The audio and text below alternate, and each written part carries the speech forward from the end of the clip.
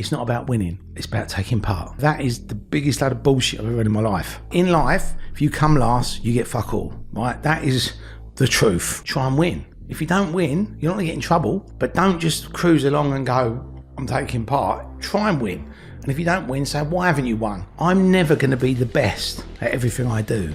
But if I try and be the best, even if I don't become the best and I become the second best or the third best, I've still done better than nearly everyone else. Terry Stone, a former guest on my podcast, and it only made sense for me to welcome him back for a second episode. Terry is known for being a film actor, and of course the pandemic coronavirus forced a lot of industries into complete lockdown. I wanted to know what Terry did to pivot in these times and to adapt. And one thing we started speaking about in this particular episode is his new venture, which is FilmCoin. I think you're going to find this episode quite enlightening, really interesting, and remember to be happy, never content. Right, welcome back to my podcast, The Stephen Sulley Study. I've got a guest who's been on my podcast back in 2019, actually, because I double checked it earlier, and that time has, excuse my French, fucking flown by. So Terry Stone is a film British actor. He's got lots of accolades, a lot of successes in his life, not just on TV and in movies, but also in business. So you're also a businessman. Yeah. I actually knew you, or knew your brand on TV, not because of the films, it was actually because of Garage Nation. And right. In our previous podcast, we spoke about that. And I love the way you transitioned and sort of oscillated from the drum and bass kind of raving scene into this thoroughbred businessman and also actor. So since we last spoke, I've now got my own podcast studio because we were very impressive. We were doing it last time on the sofa with like the lapel mics, and I've invested into cameras and into this room, and you know, I've just upgraded everything, and the podcast is going really, really well since then. Amazing. And yourself, I mean, your journey, I've seen you on obviously TV with The Rise of Foot Soldier. You're on number 4 now, is it? No, number 5. Five. I'm losing count. And then obviously there's multiple other films coming. And sorry to sort of label on the negative, but since I've done the podcast with you, we've had this bloody coronavirus, lockdowns. Yep. It's caused a massive amount of devastation in most economies around the world. Yep. And just as we're getting out of that, then a bloody war kicks off between Russia and Ukraine. And again, stock markets, banks, ISIS bonds, economy-led investments, they're all being decimated. And people are now talking about this could be World War III. Yeah. But on the positive, there has been opportunity sort of happened since we've spoken, which is the rise of cryptocurrency, the rise of tokens, the rise of NFTs. And I know you're very much a part of that world now, Terry. Yeah, absolutely. I mean, the only good thing about Brexit, COVID and the war is they say it comes in free. So if this is it now, and then we can go back to some sort of normality, then happy days. But I mean, you know, nobody wants a war, and I think, you know, nobody really understands why we're having a war. You know, there's obviously a narrative in the media which they're saying, you know, Putin's invading, you know, Ukraine. You know, as I said, I'm not from there. I don't know the politics. I don't want to even pretend I understand the politics. But, you know, Putin isn't going to back down. And I think that they have to just find some sort of common ground with him and let him save face, because he will press that button. I mean, you know, he's not someone that you can just mug off or bully around. You know, you can just tell when he's speaking, he really is serious. And, you know, I think, you know, he's kind of getting pushed further and further into a corner. And, that obviously concerns me as a citizen, because, you know, I don't think anybody wants, you know, anybody pressing any buttons. Do you honestly, I mean, if someone said to me a few years ago, there could be a war between Russia and Ukraine, and it could scale very quickly, and there'll be rockets, missiles, and even potentially a nuclear war on our hands, I'll kind of be like, nah, people are not that silly. But it's actually been spoken about, and it could actually turn into World War III. I mean, I don't know the politics like you, and I don't even try to pretend I do. I think what's happening there is really bad, and I don't think, you know, I just think that we're, you know, where we live now, you know, we're all civilized, we all live in, you know, we all want to get on in life. Yeah, there's plenty of food, there's plenty of money, there's plenty of opportunity for everybody to do whatever they want to do. But, you know, whatever happens now, even if tomorrow, you know, it gets solved, what's happened really is everybody hates Putin. Everyone in the world, is going to be against him because of, what's been reported in the media and what people have said. So, I don't know how that's going to affect him and whether he's going to sort of take that on the chin, So, again, it's if it was just, some little country with no nuclear weapons, you'd be like, whatever. But when it's someone like that, you just, you do think, this is somebody that you want as a friend, not as an enemy. Do you know what I mean? It's absolutely. Yeah. And I think with what happened with coronavirus, again, if you was in 2019 and thinking, right, in the next 6 months, we're going to be facing this unknown virus. We're going to be put into multiple lockdowns. People are going to lose their jobs. They're going to lose their careers. You would have been like, never on this planet.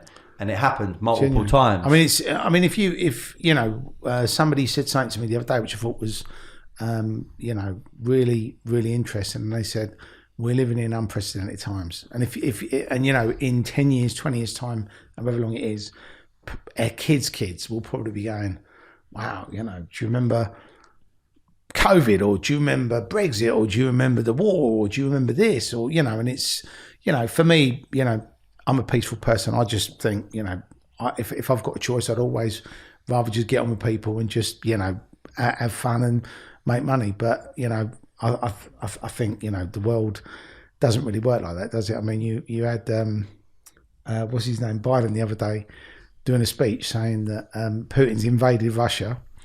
And the Iranian people are really upset about it. It's just like, and that actually shocks me, because I just think, and I actually spoke to friends of mine in America, and I actually said, I was actually sort of a little bit confused when Biden got in, and people said, well, we voted for him because we didn't like Trump, and I was like, but that's a stupid thing to do, voting for someone because you don't like the other person. You should vote for the person who's going to be the best for the country or the best for the economy. You got to look at the thing. There's lots of people in politics that I don't like, but I still vote for him if I thought that there was going to be a benefit to the country as a whole.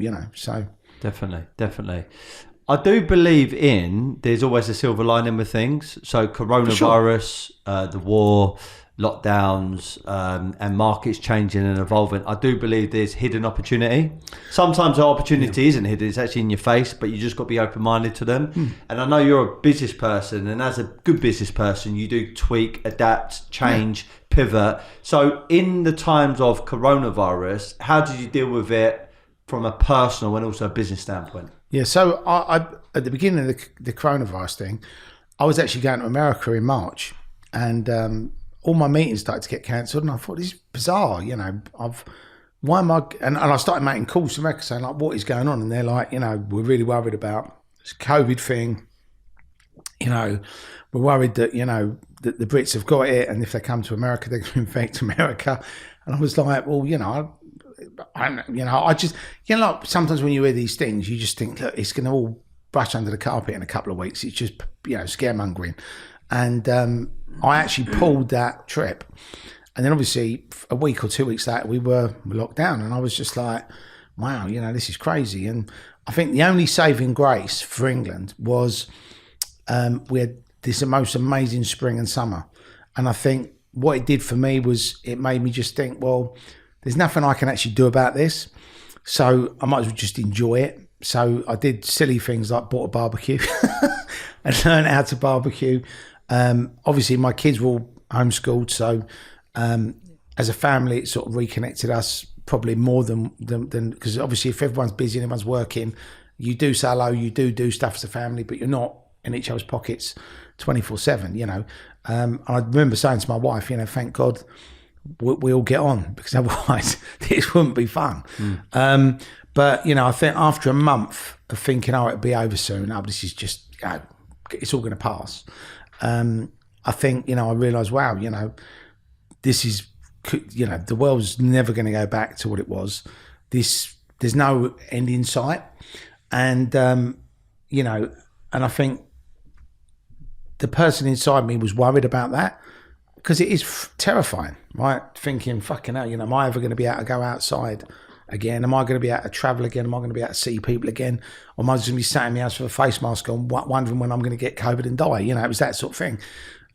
So I think, I thought, well, what do I want to do? I've got to get myself busy. So I'd always wanted to record an audio book, and I wrote a book, as you know, about the club scene called King of Clubs. And I thought, you know what, I'm going to narrate that. So I bought one of these lovely microphones and narrated the book in lockdown. And then I thought, I've got some content that I'd like to make. So we then started, coming up with content, and then we started raising money, which was quite difficult because obviously you can't see anybody. So you had to literally be ringing people up saying, oh, hi, how's your lockdown? I'm going to make this movie. I don't know when it's going to come out, but do you want to put some money into it? So it was a crazy way of doing business, but we managed to get 3 film projects off in COVID. So all 3 projects were developed, financed and made and released in COVID. So, that kept me busy. Some people might have said I was crazy because obviously you didn't know whether you'd be able to put them in cinemas or whether anybody would be left to watch them, but I just thought there's no point being negative about it. So just went through it. Obviously the big one, which has just come out, was Rise of the Foot Soldier Origins.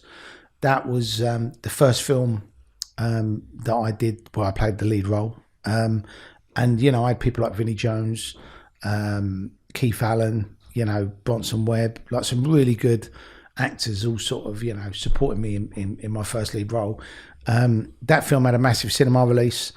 We had a big Leicester Square premiere for 1,000 people, and it smashed all records. It's the biggest one out of the series. So what that did really for me was, in hindsight, looking back now, it's made me sort of think, wow, against all adversity, so I could have just sat on my hands and done nothing and just gone, what's going on? I'll wait till it blows over. But I just went, you know what? I'm just going to go for it. And whatever happens, happens. If I fail, I fail. If I win, I win. And I think people were of that view, if there's no content being made because everything's shut down, people need content. So, that was the reason why people, I think, got behind me and said, actually, we want to support you. We also made a Rise of the Foot Soldier computer game, which is coming out soon. So all of that stuff happened in lockdown.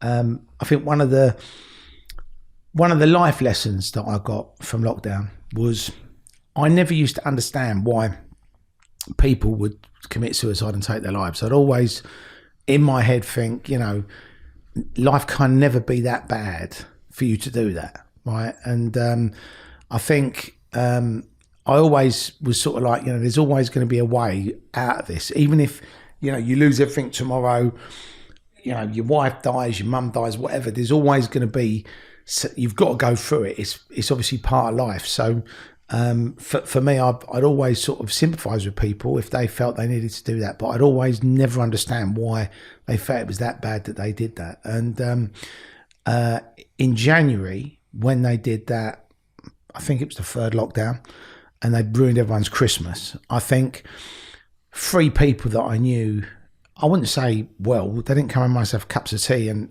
we weren't besties, but they were people that I knew, and they, we'd have dinner, we'd have a drink, we'd see each other out, they'd come to my premieres.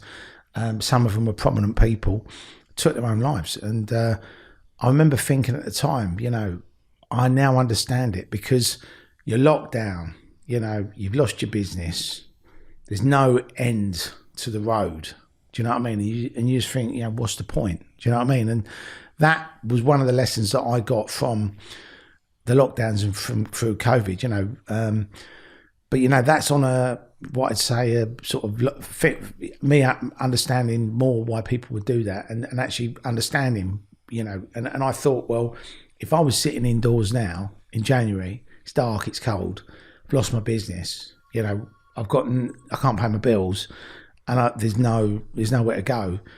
It's an easy way out. Do you know what I mean? So I think that was that sort of, it hit me, and I did actually think, wow, I understand why these people have done this. Before I'd always gone, well, there must have been a way to get through it, or if you'd ever asked someone for help, I'm sure someone would have helped you out. But I actually finally sort of thought, wow, I get it now. But I think you had to be in that dark place to appreciate it. But then, you know, for all the bad things that happened in COVID, one of the good things that happened in COVID was it's increased in airspace, in the film and television space, the digital side of it. So in the old days, you know, you had to have the film in the cinema. You had to spend all this money on marketing and advertising so everyone saw your film. And I think what COVID's done, essentially, is made people a lot more reliant on their phones, their laptops, their iPads, their computers. And I think there's like a mass adoption now where people are going away from television. I think people like watching, you know, box sets, TV series, but I think the days of people putting the television on and watching soaps and, you know, TV dramas, unless they're really big budget, I think people are starting to switch off, and they're sort of migrating to the Netflixes, the Amazons, you know, the Apples, the Disneys, because I think people are going, wow, you know, for that money, I'm getting this fabulous content. So, you know, do you know what? I don't really need to go to the cinema anymore. So I think, you know, our business is changing massively, and I think that there is going to be a mass adoption into digital. And obviously the stuff I create is for that world. So even though I've made films that have been in the cinema and have had big cinema releases, that's not really my game. My game is creating digital content for independent. Yeah, I'm an independent filmmaker. So I've sort of starred in and produced lots of, you know, cult independent films. So that's really the space I'm in. And that's also what led me into this whole crypto thing. Yeah, there's a couple of things to say on that note, Terry. So I've got to admire like how aware you are about yourself, obviously going through the lockdowns. I mean, we all went through the lockdowns, but what I saw on a personal note, there was a bit of a divide. There were some people that really relished the opportunity where they didn't have all the distraction of work and going into work and going down to the pub and going to the gym. They were forced to stay indoors. And some people found a new hobby. They were either training more, you know, they were going outdoors, you know, in their garden or on their balcony, or even inside and doing home workouts. And they never used to do that before, or going for a run because they couldn't go to the gym. They would learn a new instrument, they would learn a new language, they would learn a new e-commerce business, and they really thrived in that environment. And also they realised, and I, including me, realised what's important, you know, being around your family, communication, your health, etc. But sadly, there are other people that went the other way. They started drinking, they started taking drugs, they fell into depression. And then when they were picking up their phone and seeing someone post something on social media, and they were in another country, hot country, and they was on a yacht and they were posting the best version of themselves, that fueled their depression. And some people I know, not directly but indirectly through friends of friends, they did kill themselves. And I just think it was a crazy old time. And I go back to the point of, you really realise what was important when you was in lockdown. And I think the way you just described it, the awareness of it, I think is spot on. But also you strike me as a person that just embraces the scenario, and then you shouldered the lockdown, and you came up with these new films, new concepts, and you become a success off the back end of it. And how important is it just to embrace whatever you're going through, good or bad, to embrace those moments? I think you have to. You know, like so when Brexit happened and they had the referendum, obviously you had people that were for and people that were against, and you know, people were really, really passionate about it. They were like, you know, we've got to stay in Europe. You know, then you had other people saying, well, we need to get out of Europe. So, you know, you were like, well, which one should we do? And for me, the most simplest thing would have been, here's the 20 reasons to stay in. Here's the 20 reasons to go out. If there's only 10 reasons to stay in and 20 reasons to go out. But if they had just made it simple, rather than saying, oh, the NHS is going to get 400 million a week, or, you know, everything's going to be great, you know, I think people then would have been able to make an informed decision. But unfortunately, you know, politicians obviously don't always play it straight or tell the truth. And I think there's also, that's the other thing, there's a lot of disinformation. There's a lot of fake news going around.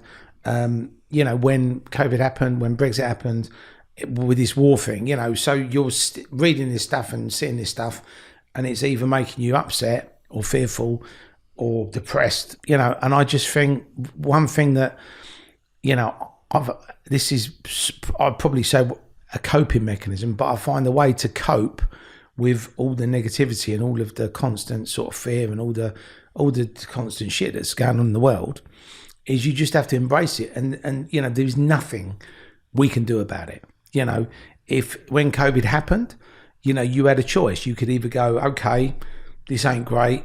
I don't really want to be sat in my house. I actually like to be on holiday somewhere, but I can't go on holiday. So what should I do? Well, I'd have to, you know, like you said, do something.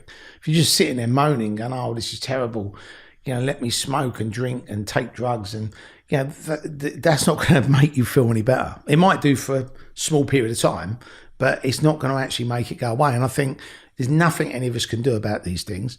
So I think you have to just embrace it. It's like you have these people that love telling people that they can't achieve what they want to achieve, or you know, you're never going to be able to do this, or you know, it's a pipe dream, or you know, go to university, or you need to get this, you need to do that, get a proper job. And the problem is, you know, everybody's different. But the one thing that I've realised, coming from a council estate with no money and no qualifications, is that if you put your mind to doing something and you commit to it fully, and the thing for me is, people always go, well, it's all right for you. And I said, no. I said, I had nothing to lose, right? So I threw myself into all this stuff. And if I'd have failed, it wouldn't have mattered, because I didn't have anything anyway, right? So I couldn't fail, right? I might have done stuff and it might not have worked. So I might have tried something that I'm not very good at. But I've always, you know, they say God loves a trier, and I've always been a trier. So I think, you know, when you go through life, you have to have a go at things, and you have to just say, do you know what, you know, I want to do that. And then if everyone laughs at you, and you just go, well, I'm going to do it. And it's usually the people that laugh and the people that say, well, you know, get in your lane, are the ones that have done nothing, or the ones that, you know, are quite happy with what they've got. And I think in life, if you like getting up at 9 o'clock in the morning and going into an office and coming home at 5 o'clock and living that life and go on one holiday a year and get married and have a child and drive, you know, an Astra or a Ford or whatever car you want to drive, if that's what you want to achieve, fantastic, right? But I think anybody, you know, and I think another thing, again, which COVID has done, which you could look at as a good or a bad thing, but I think it's a good thing, is nearly everybody's got a mobile phone now, right? With a camera on and a microphone. So anybody anywhere can create content and broadcast it, and it doesn't cost them anything. So if somebody just happens to come up with something funny, or comes up with an idea or a character, they can become a internet sensation. They could become a reality star. They could, you know, get paid to be an influencer. So I think everybody in the world right now, even if you haven't got any qualifications, you know what you want to do. If you can do some funny shit with your phone, there's a good chance that you can actually make a living. And if you'd have said that, you know, 5 years ago or 10 years ago, people would say, well, who'd want to sit there all day watching people doing silly things on YouTube or TikTok, or people, you know, doing things on Instagram? Do you know what I mean? Because some people will, you know, film their everyday lives on Instagram, and, you know, people go, well, you know, I only really want to watch someone famous. You know, I want to see what The Rock does for breakfast, or I want to see what Jason Statham does, where we go, you know, how he trains. You know, that's interesting. But I think what the internet's done is it's given people, I mean, obviously it's probably made us into a nation of stalkers. Yeah. But it's also, you know, people then follow people, and if people like, you know, what you do and how you sort of the content you post, and you obviously build your followers up, and then you get like a little fan base, and then anything you do, whether you're opening a shop, whether you're selling a product, whether you're the product, you know, you can actually create a business out of thin air. And I think in a way, and obviously, you know, you can, on Instagram now, you can set up a virtual shop and you can sell stuff in your virtual shop. So the actual entry level to setting up your own business now is the cost for a mobile phone. So, well, you know, some people talk about there's lack of opportunity out there. In actual fact, there's more opportunity than ever. It's sometimes the lack of will by people. Yeah. So you could turn around to someone and say, well, you haven't got a job as I don't know, someone in a supermarket or a plumber or a business person, but what you could do is set up a channel on YouTube, iTunes, Instagram, and do X, Y, Z. No, I can't do that. And it's a lack of will that people sometimes have. And I think, we were talking off air, it's partly down to their social environment. It's partly down to maybe parents or family members. And it's also partly down to the school system not saying to them, in times of, when times are tough, you need to become, and adversity, you need to become resilient, and you need to become quite resourceful, and you need to find ways to better yourself and also better your financial circumstances. And I think you're spot on with the phone. There's no excuses. You could find a way to monetize what you're doing. Even if you can't afford to buy a phone, you can get one for 30 quid a month or 20 quid a month, or you can use your mum's phone. Do you know what I mean? Or your brother's phone. Do you know what I mean? So there is no excuse. And I think one of the,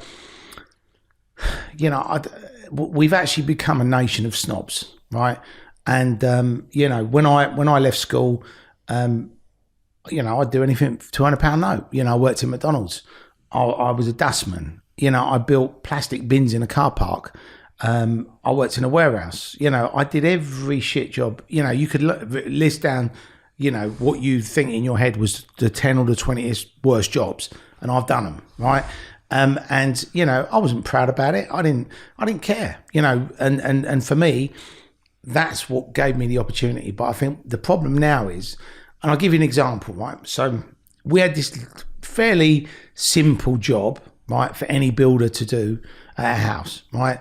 And it was probably a day or 2 days max, right? I couldn't do it, but if a builder who could build and, handyman type character could do it, knock it out in a day, maybe a day and a half. So we had three people turn up. One guy turned up an hour late. He didn't get the job, obviously. And he was a bit like, well, it's in a couple of days, blah, blah. Another guy come, and it was like, he was on time. But his whole attitude was like, got to do this, and I'm busy, and it was all like, he didn't want to do the job. And then a Polish guy come round and literally turned up, and he went, I do the job now, £150. I do it 2 hours. Got the job, and he just did it. Now that was what we was like in this country, probably when I grew up in the late 80s, right? Everybody was like, go out and have a £1 note.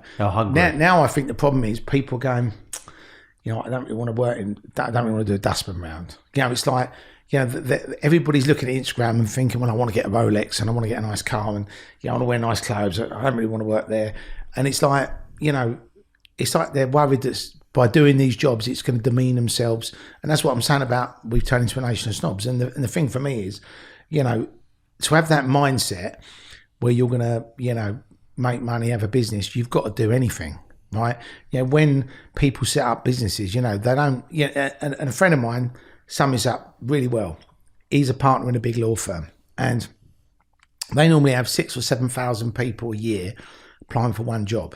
And when the person gets that job, they turn up thinking they're going to be running the firm, they're going to be on private jets, they're going to be doing deals, they're going to have a nice suit, and then when they turn up, it's like, go and get the prawn sandwiches and go and make me a cup of tea and print them off. And they're like, well, I'm not doing it. It's like, no, you are. You got to start at the bottom, mate. You know what I mean? You're lucky you're even here, right? But I think the people's ideas are above their stations now. So I think it's good in a way if you actually said, I want to be rich, I want to have a big business. But people have to realise that there isn't a shortcut. There is no magic button or potion you can drink to make it happen. You have to literally start at the bottom and do anything. Because, I didn't have any capital to set up my business. I had no investors. So I had to get my own capital to start my own business. How am I going to get that? By doing anything. And if you said to all the kids now, will you do anything £200 note? Most of them would go, I ain't cleaning someone's bin out. I'm not going to, wait on the table. I'm not going to drive a cab round or a van. I'm not going to work on a building site, get my hands dirty. And it's like, that's what you have to do. Yeah. And I think that, that has to be, and I think growing up in the 70s and the 80s in England, for me, you become resilient because it didn't matter what colour you were, what religion you were, whether you was rich, whether you was poor, whether you was skinny, whether you was fat. It didn't matter who you were, what you were. At school, you got terrorised. Everybody would call you names. Everybody would push you over. Everyone would torment each other, and what that did was it made everyone resilient. So when they actually went out in life and they got, something bad happened to them, they just bounced back. They went, okay, and it made people like, there was a bit like, but whereas now it's like, you can't say this, you can't say that, you mustn't do this, you mustn't do that. You know, so, and one of the worst lessons for me at school is basically saying to people, it's not about winning, it's about taking part. Yeah, that is the biggest load of bullshit I've ever read in my life, right? It's like in life, if you come last, you get fuck all, right? That is the truth, right? So for me, I say to all my kids, try and win. If you don't win, you're not going to get in trouble, but don't just cruise along and go, I'm taking part. Try and win. And if you don't win, say, why haven't you won? And then when you go again, try and beat them next time. But, you know, you'll never, it's like me. I'm never going to be the best at everything I do. But if I try and be the best, even if I don't become the best and I become the second best or the third best, I've still done better than nearly everyone else. So how would you say in your own mind, with your own words, how would you make the younger generation a lot more resilient?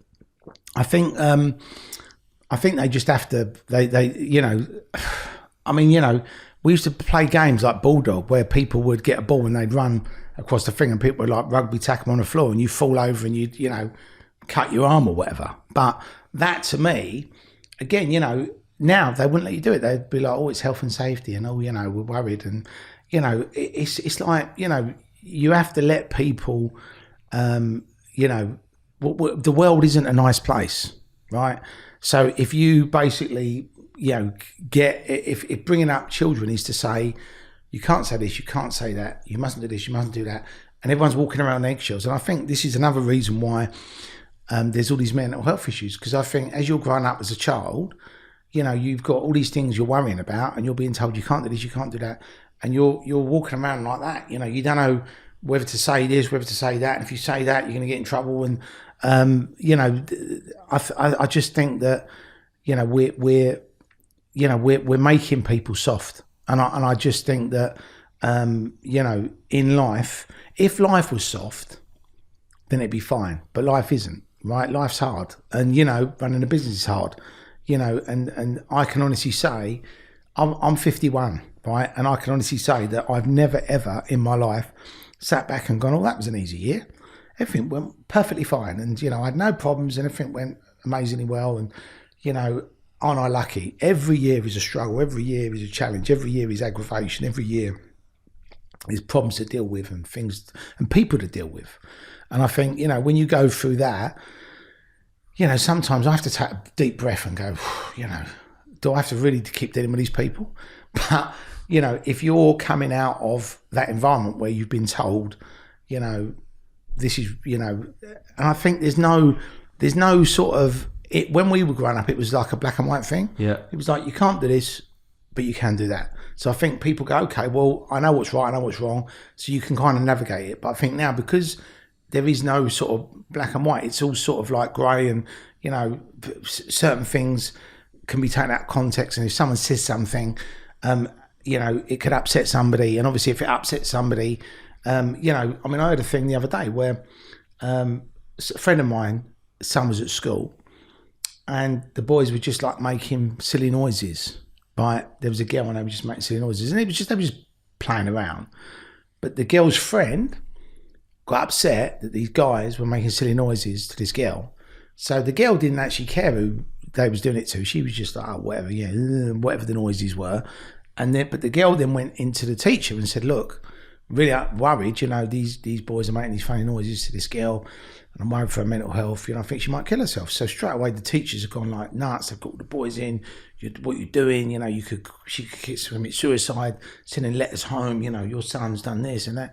It's like, they were just making noises, they weren't actually saying anything, they were just being stupid, it was being boys, right? But the fact that somebody else felt that it was her thing to actually say that she was worried about this thing, and it was all like something out of nothing. But if that's how small things are getting blown out of proportion, you just sort of think, wow, you know, if that's how it is, you know, what else, you know, and this is now, you know, and what I've found in life is things don't always stop or go backwards. They normally escalate and they normally become worse. So if this is, you know, is everyone just going to be walking around like this? And then you go up to someone, say hello, and they go, I can't talk to you because I might say something that, you know, might upset you. Do you know what I mean? It's sort of, yeah. And you know, I hear it all the time that people are, genuinely worried, about, voicing an opinion, or, if you're running a business and people are working for you, you don't really want to push them too hard. You don't want to say, look, why don't you stay for an extra hour? Come on, let's do it, because you think, well, you don't want them sort of, getting upset or saying you're bullying them, or, you're terrorising them. But, all you want to do is create something good. So for me, when I was starting my business, when I was doing the events, I'd work 24 hours a day, 7 days a week. I'd be driving up to Manchester and, sleeping in the car, and then I'd be at a rave till 6 a.m. Then I'd sort of drive back, and then I'd pull over and go sleep for a couple of hours and drive a bit more. So my whole thing was, got to put the hours in, got to put the hours in, got to put the hours in. And everyone around me, it was like, come on, guys, we got to put the hours in. And, I had guys, I had girls, I had all sorts of people working for me, and everybody had that same mindset, let's get it done. Let's make this a success. But I think now people are they think a 3-day week is a good idea. They think that work-life balance is a good idea. There is no such thing as a work-life balance. If you want a work-life balance, work out how much work you want to do and work out how much fun you want to have, and then do it. But don't expect to be able to, get a big house, or to go on holidays, or to do anything really nice, because anything you do in life that involves you earning money, you have to make sacrifices for. Well, it's the same as almost having a good body, right? If someone said to you, you could eat anything you want and you could do a bit of training and you're going to have the perfect body, that's a load of bullshit. I mean, don't get me wrong. I wish it was true. There are certain people who've got the genetics, and they might burn off more fat because that's how they're born. Yeah. But 99% of people, if you don't train and you eat crap food, you're going to become not the best version of you, overweight, sluggish, slow, etc. That's going to affect your mental health, everything else.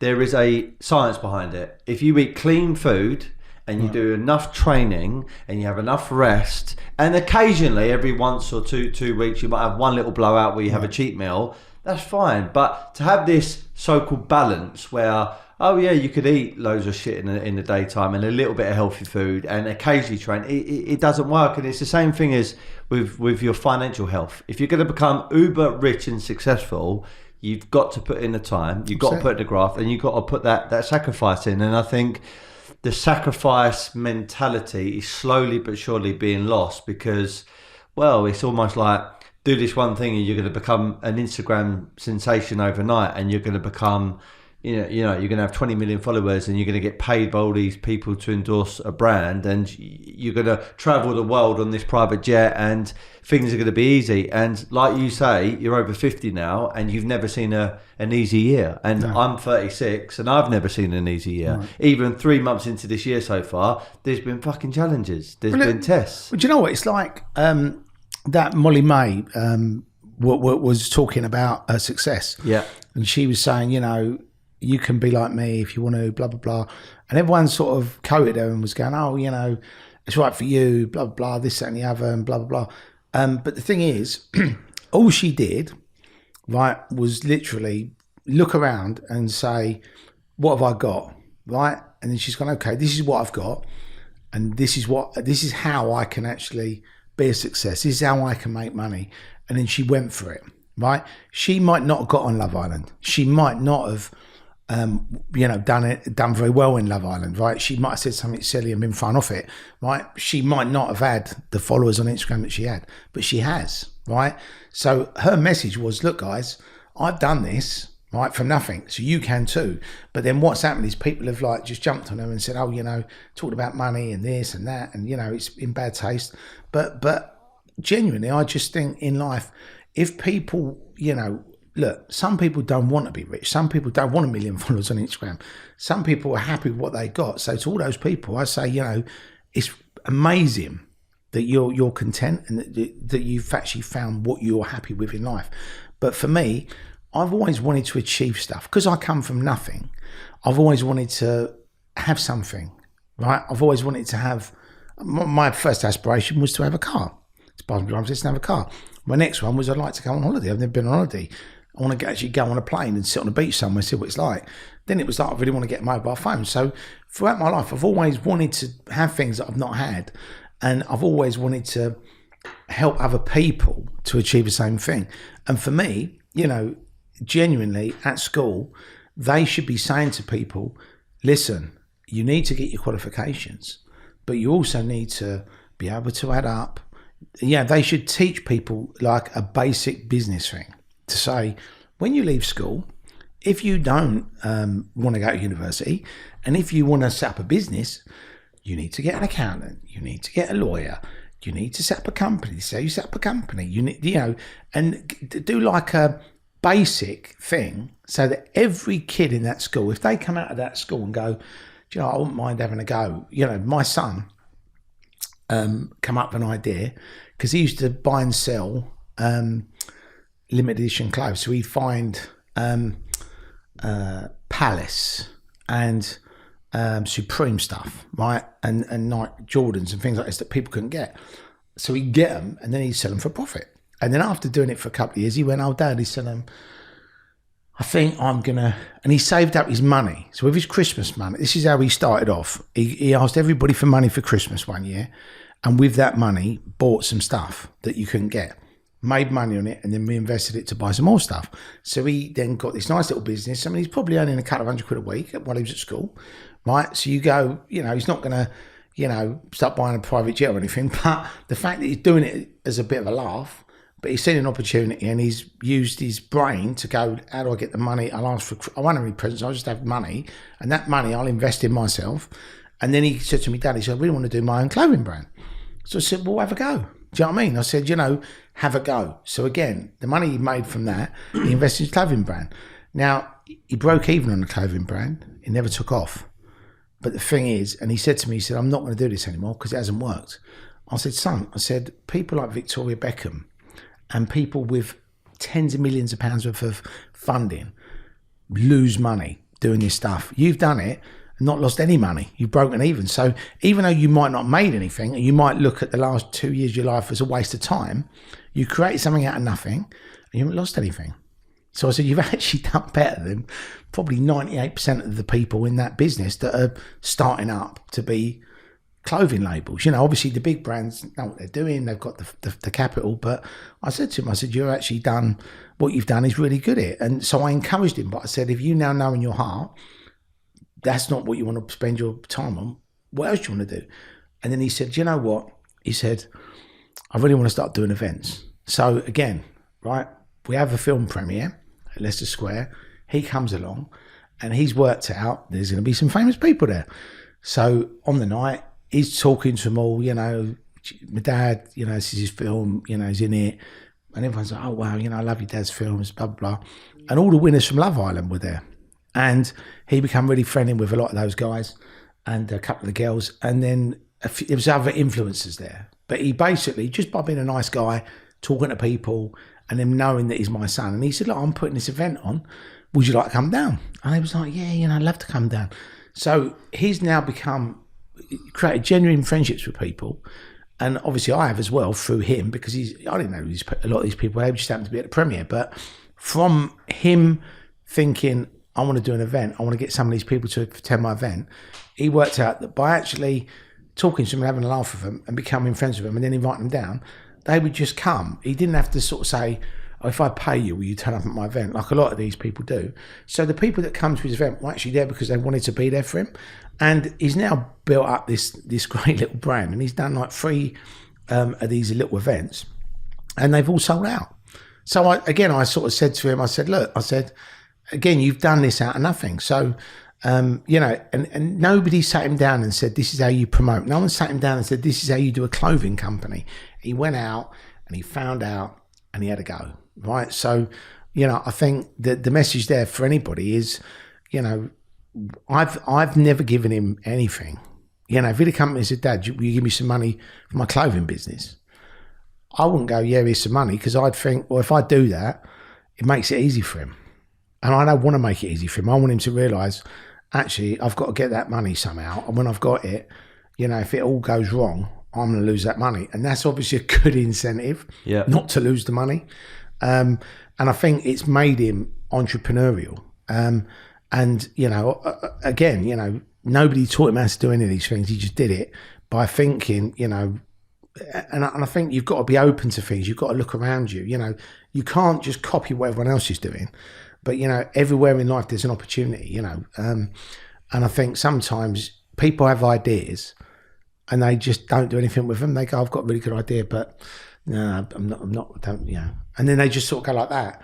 Whereas if I get an idea, I try and make it work. And I think, you know, that's probably the first rule about anything. You get ideas. Sometimes they're terrible ideas, but you're never going to know unless you actually have a go. Yeah. Well, it's most people, whether it's in a fight, pursuing a career they want to go down, setting up a new business, maybe moving to another part of the world, before they actually do it, I'm not saying all, but there's a lot of people that have limiting beliefs. They'll be like, oh, I can't do that because I've got X amount of money. Oh, I can't do that because I'm a man, or I'm a female, or I'm black, or I'm white, or I'm old, or I'm young. They basically put barriers and resistance up before they even start trying. And I think going back to the core of it, you come into life with nothing, you go out of life with nothing. Absolutely. So everything in between is borrowed. And I just think, on that note, not doing anything ridiculous and chaotic and you know, putting all your money on black and hoping for the best. But I think taking calculated decisions, but knowing you're going to be met with obstacles, challenges and resistance along the way. Yeah. And those challenges can come in form of people saying to you, oh, you shouldn't be doing that because I don't think you're going to succeed. You know, you're going to get the people that are going to slander what you're trying to do. But as long as you stay focused, work really hard and be positive, I think eventually you can get there. And I think that should be the message to anybody listening to this podcast and thinking, you know what, I want to better my life and change my environment, and this is what I want to do now. Well, I tell you what it's like. It's like people are conditioned to make excuses, right? So people go, well, you know, I haven't got a dad, or I live in a council estate, or, you know, there's always an excuse, right? Yeah, so I think in life, you know, people like to use and make excuses of why they can't achieve stuff or why they haven't got an opportunity. But the thing is, right now, in this world, it doesn't matter where you're from, where you're at, what colour you are, what qualifications you've got. If you actually say, I'm going to have a go and I'm going to achieve that, and you have that positive mindset and you put 100% into that, you've got a chance of achieving what it is you want. And that's not bullshit. It's not mumbo jumbo. It is genuinely a fact, you know, because if I go back through my life, you know, I remember living in a maisonette with my mum and having nothing, right? And you know, if you'd have said to me, Terry, I'm just going to talk you through what's going to happen in your life, right? And you said to me, at this milestone, you're going to do this. At this milestone, you're going to do that. This milestone, you're going to be running clubs all around the world. This milestone, you're going to start acting. This milestone, you're going to start making films. This milestone, you're going to be leading a movie with Vinnie Jones. I'd have been like, mate, I don't think that's going to happen. But, you know, thanks for the positivity, right? If you'd have said that to me, and I'd have been like, how's it possible? But the thing is, it didn't happen overnight. So from 17 to 51, that's 34 years. You know, 34 years, that's what I've done. You know, well, actually, that's a lie. I was at the top of the club game because we're the biggest brands, won all the awards. So I got to the top of that. And obviously now, you know, I've been doing the acting and the producing for 19 years. And I'm now getting to the top of that. But the thing is, you know, I've had lots of knocks. I've had lots of rejection. I've had lots of people saying no. I've had things work. I've had things fail. But I'm still going. And it's that thing where, you know, I think Sylvester Stallone actually wrote this dialogue in a Rocky film. And he said, it's not about how many times you get knocked down. It's about how many times you get up. And it's that thing where in life, you know, you are going to get knocked down. Things are not going to go your way. Things, you know, people that you trust are going to let you down, right? But that's just life. But I think you just have to literally just dust yourself off and keep going. And I just think, you know, when you make an excuse, the reason I'm living on a council estate is because I've got no qualifications, or because I didn't have a dad, or whatever the reason is, yeah? It's like you're making excuses of why you're not a success. So you could, to change that mindset, you know, you might not want to go and work in McDonald's. You might not want to go and sweep the floors in McDonald's, yeah? But if that's the only job, and that's going to actually put food on the table, then I'd do it. Do you know what I mean? Even now, if tomorrow, you know, everything went and someone said to me, well, you know, you can earn some money, but you got to drive a bus. I'd be driving a bus. Do you know what I mean? I'm not going to be walking around and go, I'm not driving a bus, you know. This is what I am, you know. I just go, do you know what? There's no ego here. I need to put food on the table, so I drive the fucking bus. And I think in life, you know, people have to adopt that mindset. You know, if they want success, because also, you know, you never know who you're going to meet while you're driving that bus, or you never know when you've actually got the wages.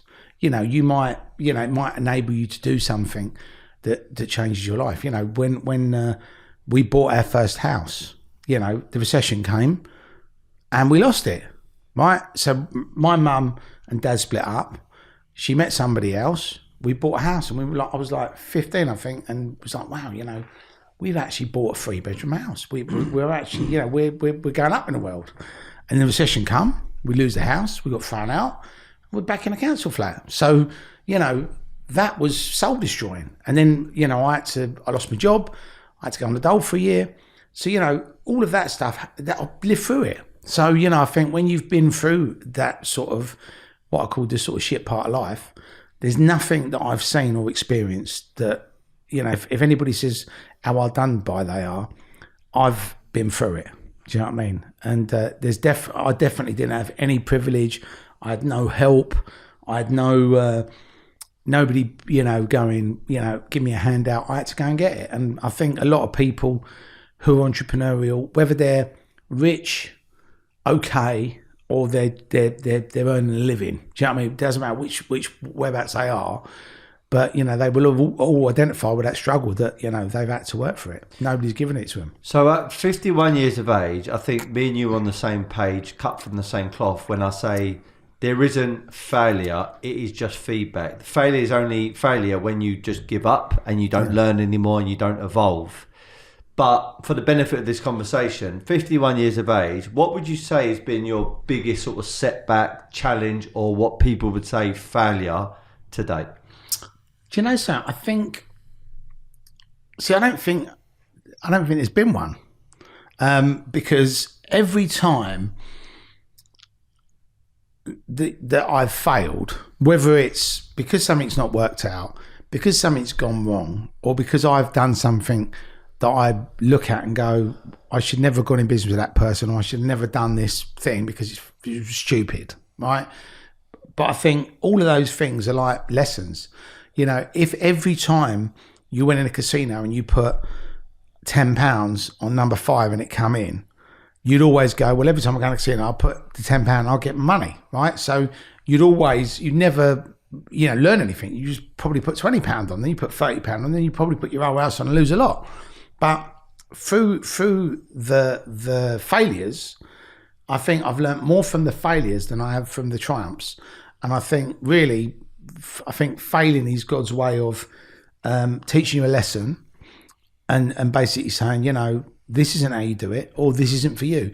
And sometimes you get up and you have another go, and then you fall over again and go, why didn't I listen the first time? But then sometimes you do that and you get up and you have another go, then you get through. And it's, you know, great example of that is when I first started producing films. First film I made, I didn't know what I was doing. You know, I managed to get a few friends to put some money in. We made this film, you know, it was done as a bit of a laugh, you know what I mean? But that was really like kind of film school. And then that taught me how not to make a film. But I had to go through that 2-year thing of, you know, getting the money, making a film, selling the film, and then going, oh, it didn't work out, but we still got some money back. And then it opened the door to the next film, then it opened the door to the next film. But at the time, most people would have done that. God, it hasn't worked, I'm out. You know what I mean? Give up. Do you know what I mean? Because it's easy. It's easier to give up and say, no more. Do you know what I mean? But when you actually go back and go, I'm not giving up, I'm actually going to have another go. I think that's, you know, and look, you know, the first rave that I put on broke even. Second rave I put on made money. First film I made, lost money, and it wasn't very good. Second film got BAFTA nominated, went all around the world. So, yeah, the third film was Rise of the Foot Soldier. So when you look at, you know, the thing, you know, really what I'm saying is actually, you can actually look at what I've done and you can actually see that, you know, it didn't work out. I had another go. It did work out, right? Whereas if I'd have just had a go and gone, oh, it didn't work out, I'm done. I didn't make any money that rave. I'm going to stop putting raves on now. Then I'd never been the big club promoter. So I think in all of these things, I think Dyson's the best, right? I think he said I've invented 5,000 Hoovers, right? And 4,909 of them didn't work, but one of them did, and he's worth 19 billion. So you look at him and you think after you've done a couple of thousand, you'd have gone, do you know what? I'm going to invent something else. Fuck these Hoovers. But he just carried on, and because he carried on, he ended up, becoming one of the richest men in Britain, and that just showed that again. It all demonstrates, but again, I think if I was running the education system in this country, I'd want to give every person that come through the school, not when they're kids, but when they're sort of 16, 17, financial literacy, in what a credit card is, what a bank account is, if you want to do a business, what the things you need. So they've got like a little basic pack, so that if they decide they want to be an entrepreneur, they've got some sort of understanding and guideline and pack, so they can go, oh, right, okay, I know I've got to pay tax. I know if I do this, I've got to do this. So there's like an idiot's guide to, if you want to set up a business, this is what you need. But obviously to do it, you've still got to put the hours in and you've still got to work at it. But this is the framework. And also to be able to empower children and say, look, if you actually want to do something, have a go. You can achieve it. And then I think then the kids leave school with that mindset. If I put the hours in and I want to give up, I don't want to go at my friends every weekend. I don't want to get pissed every night. I don't want to smoke pot or whatever they do. I actually want to go out. I want to work. I want to achieve. I want to create something good. I want to help people. I want to employ people. If you've got that mindset, but that's really what I think the kids need to have in addition to their exams. Yeah, do you know what I mean? And that's what I think needs to happen educationally in this country. And if you think about it, it's not actually stupid. It actually makes sense. And also with the way things are now, where like I said, you've got a phone, you can create a shop on Instagram. The opportunities are literally sitting there. So in the old days, you'd have to get a shop, you'd have to kit it out, you have to get staff, you'd have to pay rent, you'd have to buy the stock. Now it's all like you can do it all on the phone. It costs nothing. Yeah. You're resilient, you're upbeat, you're positive. You always see like the good in every scenario, and I think there's so many good characteristics and mindset kind of traits to have. But even the most upbeat, positive person in the world, Terry, always finds herself sometimes in a bit of fear, anxiety, and even slight depression. And if you don't control it, it can spiral out of control. That can lead on to drugs, drink, and into major self-harm. Yeah. Now, I remember from our previous conversation, you're not a big drinker, you've never taken drugs and stuff, but, there must be times where you felt really depressed or very uncertain and even felt levels of anxiety. And if so, what was it like? What did you go through and how did you overcome it? Yeah, I think there's been a few times in my life when I've it's felt like the world's ending, and I think how I've got out of anything that's happened to me that's been bad, I've always got out of it by throwing myself into work or saying positive things. Again, people will say it's mumbo jumbo, but genuinely, if you wake up in the morning and say, I'm going to have a great day today, everything's going to be good, and then when you go to bed, you say, I had a great day, even if it was the worst day in your life. And I think, you have to have faith, right? I don't practice any particular religion. I don't follow any particular religion, but I do believe that there is a God, right? I don't know what he or she looks like, or whether it's a spiritual being or it's an animal. I don't know, right? But I definitely believe there is a being which is in charge of it all.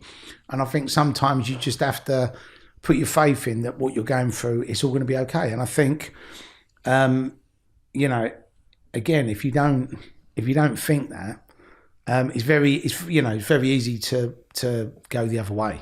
And I think that's the big risk. You do sort of think, well, actually, I'll have a drink, and then you have a drink and you think, actually, I might have another drink, and then you have another drink, and then all of a sudden you've got a drinks problem, but your problems don't go away. But but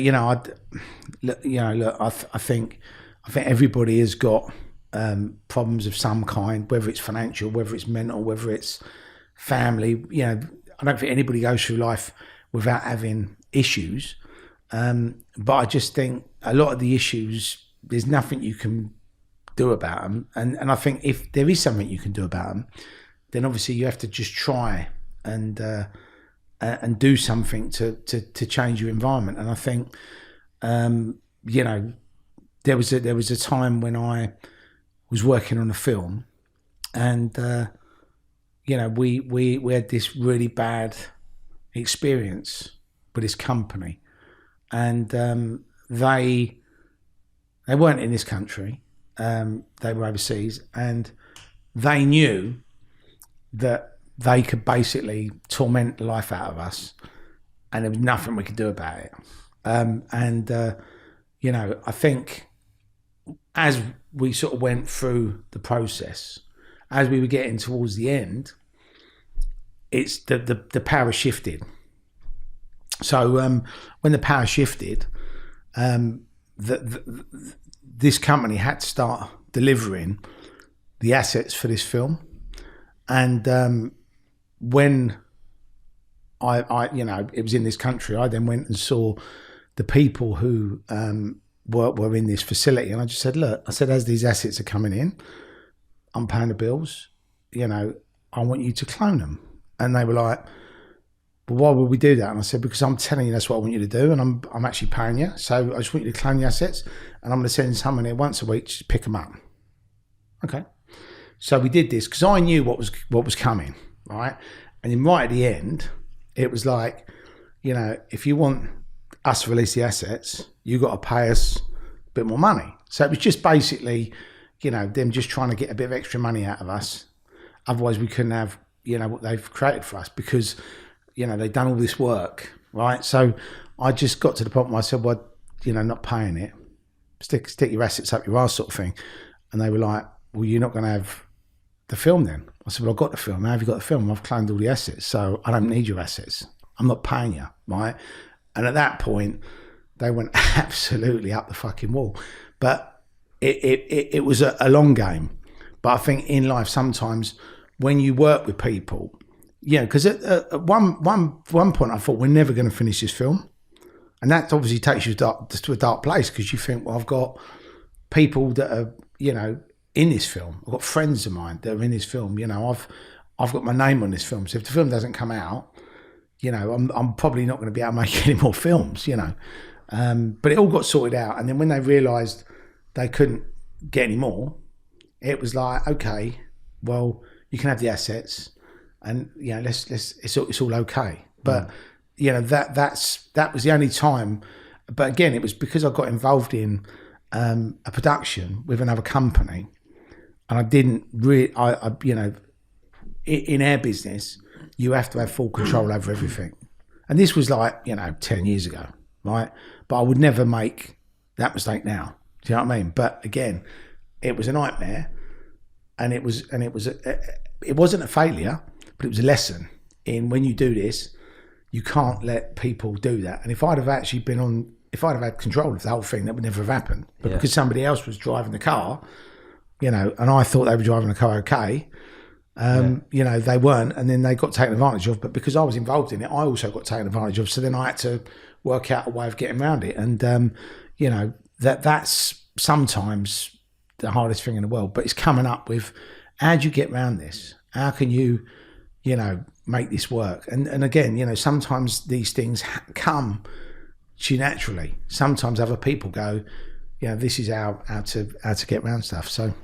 One of the things that you and I share is I promote, I art deal, I raise money for blue chip art, and you also do the same sort of thing, but for films. You're not just in the films and play a big significant role, but you organise a lot of things, and you go to individuals, organisations, groups, maybe even hedge funds to pitch the idea of this film for them to invest into it, which I know is a super hard thing. Absolutely. If someone's coming into film for the first time, into art for the first time, without the education, it's very alien and unknown to them. And what you have to do as an individual is talk about, yes, the downsides, there is risk with anything, but also here is the upside and here's what's happened before. Yeah. And then people can make up their own mind whether it's something for them or not. How do you go? So number one, I see you as, let's say, like in sales, because you have to sell yourself, sell your concept, sell the film and your product. How did you learn the art of sales, and how did you become so good at raising money for films? Well, I started selling when I was 17, in a shop, selling TVs and videos, and I became a sales rep. So I did sales courses and all the rest of it. But I think essentially, if you're an entrepreneur and you're passionate about what you're doing, you can easily sell stuff without selling it. And a lot of the people that, have invested with me, most entrepreneurs have companies. The only people who are suitable for film investment, high net worth, sophisticated investors. And the reason is because when you're making independent films, you haven't got Brad Pitt, you haven't got 100 million budget, you haven't got Universal standing behind you saying we're going to put it on 10,000 cinemas around the world. So we're making a low budget film and we honestly do not know what that film's going to do, because until the film's actually made and released, we didn't know Rise of the Foot Soldier Origins was going to do the business it did, but it did, right? So you make these films with the intention they're going to be success, they're going to make money, they're going to go around the world, but you don't know. You never know up front, oh yeah, when we do this is what's going to happen. And that's, so I suppose really what you could say is, it is like gambling. It's like if you do a startup, right? If someone goes, I'm going to do an app, or I'm going to do this company selling widgets, I think 1 in 25 startups fail. Well, sorry, 1 in 25 startups works. The other 24 fail. In the film business, it's 1 in 10, right? So it's slightly better odds. But again, I can honestly look anybody in the eye, and if they say to me, what's that going to do? I can honestly say, I don't actually know. And that's the truth, right? And, I've had films that have been a success. I've had films that haven't been a success. And sometimes, you can make a film with BAFTA winners, Oscar winners, on paper, you go, wow, this is going to be amazing. And then it doesn't work out. And you're like going, why hasn't that worked out? And it's not because we haven't made the film right, or it's just because when you're making a film. So if I develop a film now, in lockdown, obviously we have more time. Yeah. So developing a film, you can do it quicker. But now when there's lots of things going on, it could take you a year to develop a film. So I come up with a really good idea today and go, I'm going to develop this film for a year. And then I'll go, right, I'm going to make it now. So then I've got to go around talking to investors and go, look, we're going to make this film. It's $1 million budget. Do you want to put 10, 20 grand in, 50 grand in, whatever, blah, blah. So then we get the money and then we make the film. So that, from when we start that process to finish it, that's another year, right? Yeah. Then you've got to release the film, right? So in between coming up with the idea to actually executing it could be 2 years. In some cases, it could be 5 years. So, you've got all that time. And then you go, right, okay, but then obviously the world is constantly shifting and changing.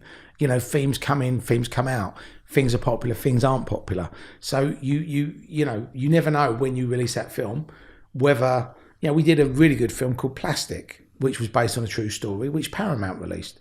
And on the weekend it was releasing, Universal decided to put Bad Neighbours on that weekend. Now, Bad Neighbours was the biggest comedy. It was like a stoner comedy. I think it had Seth Rogen in it, but it was the stoner comedy, funny Bad Neighbours. I think there's been a sequel to it, but it was the big breakout film of that year. Now, obviously, when we released their film, we didn't know that was going to be on our weekend. We didn't even know if the film was going to be any good, but for whatever reason, that film took off and theirs didn't. But again, that's the risk, right? You don't know. So if that hadn't been on, that film could have been a massive success, right? But it didn't do over $1 million at the box office. So when you make these films, again, you're doing them, and I've made 31 films in 19 years, so that's a lot of films, right? And there's been various levels of success, and I've had obviously more hits than I've had misses. But the thing is, I think when people invest in art, again, it's speculative. How much is it worth? Well, we've sold one for that much. So if you buy that, it could go up, but if people don't want to buy it, it's going to go down. So again, we're creating art, but on the screen, you're creating art, obviously, on canvas or via NFTs. But the one good thing that has come out of that Rise of the Foot Soldier Origins film is obviously that particular film was marketed and sort of publicised digitally. So what happened was, I noticed that, and I noticed now if you're marketing and advertising a movie, you can do it a lot cheaper than the traditional route of doing it. When you had to put TV advertising, radio advertising, posters on the tubes, posters on the buses, So I thought, wow, how is this possible? And it's because so many people in COVID have got on their phones, their iPads, their computers, they've got big television screens, now they're going, do you know what, I'll just watch it like that. So, and also you can market it to them on these things as well. So I think in September, I had a phone call from a tech company, and they said, have you ever thought about using NFTs to fund one of your films? And I was like, what's an NFT? And they said, it's a non-fungible token. And I said, look, I don't even know what it is. And they said, well, it's crypto, blah, blah, blah. And I said, I don't really understand crypto. They said, look, Google it and have a look. So I said, okay, fine. So I Googled it, had a look, did a bit of research on it. And then what I found, which was really interesting, was a lot of musicians have already sort of moved to this model where they're coming out of their record contracts with their Universals and Sonys and EMIs, and they're going, right, why would I give my content to these people? They're giving me an advance, but then, they're giving my stuff to Apple Music, Spotify, all these different platforms where hundreds of millions, if not billions of people are listening to my music, but I'm not actually getting the value back. Right, because obviously, because these people are paying $5.99 a month or whatever for the subscriptions, they're only getting like a fraction of a penny for so many streams. So obviously, in the old days, people are going to buy a record or an album or a CD, and obviously, if you sold one of them, you got £2 or £3 back, right? But now you're getting like a fraction of a p for 10,000 views, listens, or whatever. So all of these people are starting to say, well, actually, I'm going to do an NFT in my album. I'm going to put some special features with this album. So I might do a video talking about the inspiration for each song. I might do the lyrics for each song. I might put in a bonus track, right? And I might sell that for £25, right? As an NFT. And I'll do 100,000 or a million or whatever. And then they're pushing it out. And then because there's only a limited amount, everybody's buying them. But all the money is going back to the artist. So a lot of the musicians are going, well, actually, I'm not doing it. This is how I'm going to do things moving forward. And obviously, because it's easier to get to people now through social media, through their phones, through their iPads, their TVs, they now don't need the big market machines of these labels. So on the art side, again, the Banksys, the Damien Hirst, they're all going, well, we've already got all this art we've created.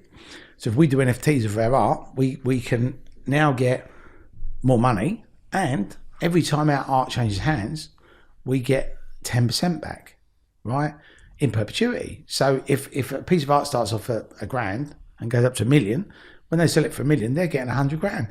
So every artist in the world is going to go into this thing, and people now are not displaying art where they're hanging up art on the walls. They've got digital screens now showing their NFTs. So I looked into it and I just thought, this is quite interesting. And I just thought, and I was thinking, how would you do this with a film? And then we got talking about it, and what we come up with was, look, there's always going to be characters in a film. So depending on what the film's about, you could get avatars or art for each character. You can obviously create an NFT of the soundtrack, an NFT of the poster, of the script. There's multiple ways of NFT in a film. And then I started to look over in Hollywood, and a lot of these people are doing these things where they're using NFTs to fund films. And I just thought, everybody's looking at NFTs as the holy grail to provide the funding for their films. And the issue is, obviously, if you do NFTs, it doesn't work, you don't sell enough, you don't get your film funded. So I sort of thought, there must be a better way of doing this. And then when I was talking to these tech people, I said, what do you think about the crypto market? Because I feel like I've missed the boat. And what do you think is going to happen with Bitcoin and Ethereum? And they went, look, in life, right, you can punt money into crypto, and some people have made lots of money by just buying loads of cryptos, and then some of them go up, some of them don't, and then just cash it out, right? So they said, that's how most of these kids are playing the markets.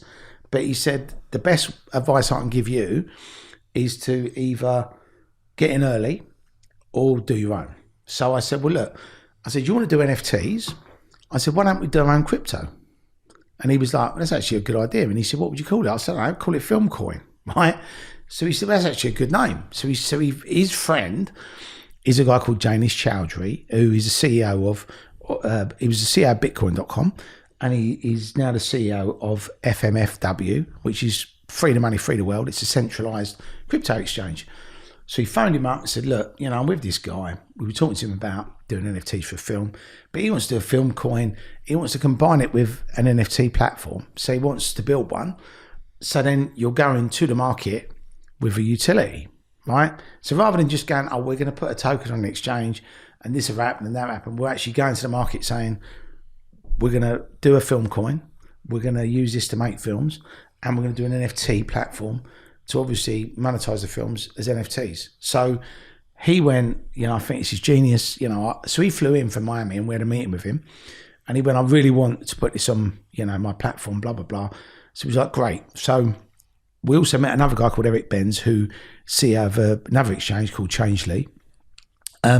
We've also been speaking to Avalanche and Polkadot. So we've got 4 big exchanges that have all sort of come on board and said, look, we want to work with you. And we've got multiple other exchanges, which, we're now going to push out on. And all of this stuff has happened since September, which is crazy. The thing I like about it is anybody in the world can support independent film. If you've only got £50 and you go, actually, I wouldn't mind supporting independent film. I actually quite like crypto. I'll put 50 quid in. You can go and buy £50 worth of film coin on Monday. And then if you decide on Friday or in a month's time, actually, I want to get out of it, obviously you can trade it or you can sell it or whatever.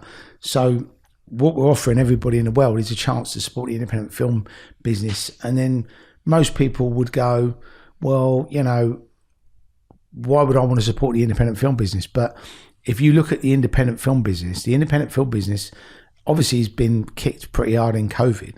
But if you look at independent films, if you look at the Hollywood stuff, it's just superhero movies, remakes, Star Wars, it's all just big budget stuff. And the thing is, that's great, but there's only so much of that stuff that you want to watch, right? But then if you look at some of the independent stuff, some of the independent stuff's outstanding. If you look at House of Gucci, that's a great movie, right? If you look at Silver Lining Playbook, great movie. You look at Foot Soldier Origins, great movie. There's movies that people make independently, which are still great movies that are big, but they don't have to be £250 million superhero films, And what's interesting about the independent film space is, because in the UK, a lot of the tax reliefs have been taken away now, unless you work in a certain way, they've made it very difficult for UK investors to benefit from the EOS and the SEIS schemes. So what that's done is that's obviously cut off a lot of funding for British films, independent films. And I think around the world, obviously when things have gone wrong in COVID, or because of the war, I think people are less likely to want to invest a load of money in a film. Do you know what I mean? They're a little bit more cautious. They're a little bit like, well, I'm going to have to leave my money in for a year, 2 years. I don't really know what's going to happen. So the only place you can really get funding for independent films is if you go to a streamer, or if you go to the BBC, or if you go to Sky. Now, obviously, their remit for film is, they've got lots of boxes that they want ticked. And they're all frightened of saying, yeah, we're going to fund this film. And in a year's time, you give them the film, they put it on their platform. And then, something offends someone or something upsets someone. So everybody's frightened about what they can and what they can't green light. Yep. And also people are being a lot more cautious and a lot more conservative on what they want to green light. So that means that there's a lot of independent films that aren't being made. And what that basically means is, if this isn't addressed, the independent film market's going to go and it's going to die, right? So the way I look at Film Coin and this NFT platform is coming to the rescue of independent filmmakers, and it's going to basically empower them, because obviously if I've got my own content that I want to fund through the film coin, but then obviously once we've actually launched on the exchanges and it's actually gone, and then, you know, everyone starts trading about it, rolls out, we make the first film. We've got this movie called Tales from the Trap, which is Top Boy meets Blue Story basically, and we're gonna, and it's about all the county line drug dealing gangs and all the stuff that's happening right now in London. So based on true stories. We've got a lot of the really famous sort of drill artists that are going to be doing music for it, that are going to star in it. And then we've got obviously some really good actors that we've been speaking to about it. So all of this stuff is going to be announced and released probably early April when we actually go into production on the film. But that's going to be the first film ever to be fully funded by crypto. So, you know, what we're doing really is we're saying, right, here's a film coin currency, here's an NFT platform, here's a film funded by this currency. We're going to make this film. We're going to do NFTs around the film. But then when the film's finished in 12 months' time, we're going to allow everybody in the world to buy an NFT of the movie, right? So, but obviously it's the first film ever to be fully funded by crypto. Not partially funded, fully funded with our own crypto. And the only way you're going to be able to buy that is if you use FilmCoin. So obviously, you know, by then we should have... you know, I'm aiming for 1 million, 2 million people to actually physically hold this worldwide. And then obviously if you can then directly market, here's a film made with your film coin, would you like an NFT of that film? They're all going to say yes, because they're going to look at it as, well, actually, I want an NFT of the first film that's been fully funded by crypto, but I also want to see the film anyway. And because I've got film coin, I want to actually look at what my film coin's done, right? Yeah. So we think that this has a chance to change the world. It also means, because it's on the blockchain, everybody sees every transaction. You know, every time somebody's bought an NFT of it, or there's a transaction around the film and the money's generated, the people that are due the money, whether you're a director, whether you're a writer, whether you're an actor, whether you're a producer, you get paid that money. The problem with the film business now is the distributors and the sales companies, if you like, the middlemen. So you use them to distribute your films, but then they take their percentages. And obviously, because of COVID, a lot of them have gone out of business, and a lot of them, you know, they will send you a statement and you can look at that and go, oh, look, the film made some money. But unless you actually audit them, you'd never know if that was 100% correct. Yeah. So what this model that I'm talking about does, it basically strips away any ambiguity. It's transparent, and everybody gets paid in real time. It's not like you got to wait 6 months for a statement, then you got to invoice them and hope they don't go out of business. So for me, I think it's the future, and that's really why I got involved with it. And for me, I think, you know, in a year's time, what we'll actually have created is a digital film studio which finances, creates and distributes content. And it doesn't have to just be films. It could be TV, it could be music, it could be art, it could be anything, you know. So we're not going to limit ourselves to, you know, just doing films. So are you your ambition, obviously you want this project to be an absolute success, but do you want to become almost like the house, the model that people look at and say, right, this is how we should be doing films moving forward? Absolutely. Is that your ambition? If you look at what's happened in the film business, yeah. So once upon a time, the studios controlled Hollywood, right? And the cinemas basically had the studios over a barrel, because they said, well, if you want to put your films in the cinemas, we're only going to give you this percentage, right? So they kind of had to work hand in hand, but studios never really owned cinemas, right? But if I'd owned a studio, that's the first film I want to have is a cinema, because I'll be thinking, you know, we want to have control over it. So every time we put our film out, we can keep it in the cinema. Yeah. But what's happened now, and it's kind of weird, again, I think COVID's had a big part in this, but less people are going to the cinema, and less people happy to go and spend £80 on going to the cinema. You know, if there's 4 of you and you have some popcorn and a Coke, and then if you have a babysitter or you have something to eat, yeah, it's an expensive afternoon out. Do you know what I mean? So less people are saying, you know what, we'll watch it, we'll wait till it comes on Netflix, or do you know what, we'll rent it on Sky. Do you know what I mean? And obviously what's happened is they've shortened the window now. So once upon a time, if you put a film in the cinema, you had 4 months. Now you've only got a month. So if I said to you, the new Batman film's on at cinema, and you can go and see it and it's £12, and you go, well, in a month's time, I can rent it on Sky for £3. I don't really care. I'll just wait a month. Do you know what I mean? I don't really want to go to the cinema anyway. So that's essentially what's happening now. And also with the Netflixes, the Amazons, the Apples and the Disneys, obviously their initial thing was, let's set up a streaming platform for other people's content. But they've worked out, obviously, if they create their own content, then, they can basically play the studios at their own game. And if you look at Netflix, they've done The Irishman, which was $175 million. I mean, that was just a massive budget film. Incredible film. Nobody would have made that. No studio would have made that in Hollywood. They'd have said it's too high risk. But Netflix did it, and it was a big success for them because that's the only place you could watch it.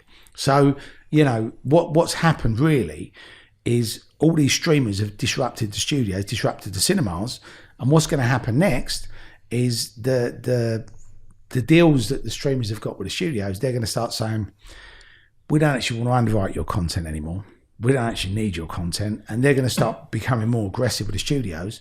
So then the studios are going to have a massive problem because, if you're spending 200 million on a film and then you're spending another 200 million advertising and marketing that film, you need to be able to underwrite what you're spending.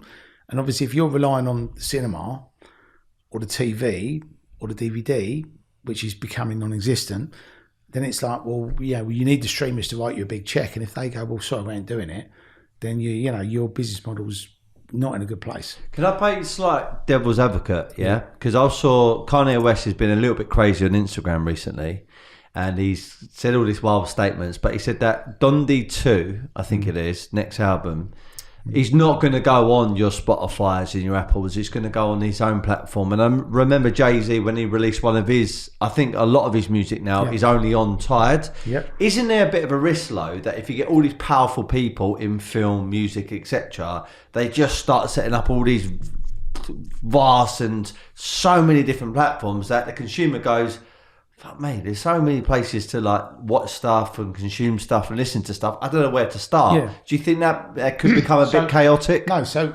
essentially, what he's doing is what I just said. The music artist is doing. They're working out. I don't want to keep giving away my stuff. Yeah. So if you want it, you come on my platform and you can have it as an NFT or you can have it as a digital file. I don't know how he's personally doing it, but he's smart. Right, Kanye West is smart and he made a lot of money and everything he does turns to gold. So I would assume that when he releases that Dundee 2, it will be as an NFT and there'll be some stuff in there. He might give you a virtual pair of Yeezys, I don't know, whatever. But that could, be massive. And I think what happens is what we're doing. Bear in mind that we can scale this up or scale it down. We're starting off as independent. But we could make £100 million films. What we're doing can be scaled up, scaled down. It could be $1 million, it could be $100 million. It doesn't have to be just small films, right? But the reason I'm doing what I'm doing is because I think this could disrupt the whole industry. Because the way I look at everything in black and white, like I said earlier, right? And for me, the cinemas are failing. The studios are going to have a hard time. If the cinemas go out of business, I would bet money, right, that the streamers buy them. And then they just go, for $4.99 a month, you can go to the cinema as many times as you want, right? And you'll go, well, I'll have that because it's only $4.99 a month.